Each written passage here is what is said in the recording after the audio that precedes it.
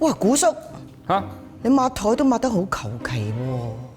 我抹得求其，我抹咗幾十年台噶咯噃。你睇下頭先嗰啲漬啊，咁我大力咁捽甩晒㗎啦，仲乾淨過我棚牙。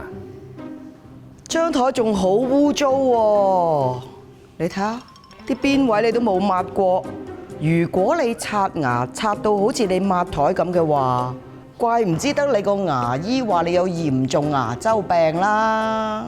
你咪以為我係叫古叔就樣都估下啦？啊，所謂刷牙，梗係刷棚牙啦嘛，個邊污糟咧？所以咪就係話你咯，刷咗幾廿年牙，都咪就係刷錯咯。係。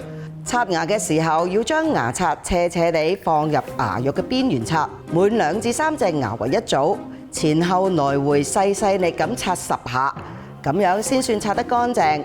刷牙嘅時候仲要依次序咁刷牙齒嘅外側面、內側面同埋咀嚼面。咁牙罅又要唔要清潔㗎？我知啊，要清潔牙與牙之間嘅牙齒鱗面，就要每晚用牙線或者牙縫刷。咦，咁聽落用假牙唔使清潔，咪仲方便？梗係唔係啦？牙菌膜咧係會黏附喺假牙托嘅表面度，所以咧每晚臨瞓嘅時候咧都要將個假牙托咧除落嚟加以清洗，然後咧就要將清潔好嘅假牙托放喺清水入面浸過夜。嗱，如果你想知道多啲有關護齒嘅資訊咧，可以上網搜尋 toothcup.gov.hk， 裡面咧有好多護齒嘅資訊嘅，仲可以了解到正確嘅日常口腔護理添。咁頭先所講嘅刷牙方法都有㗎。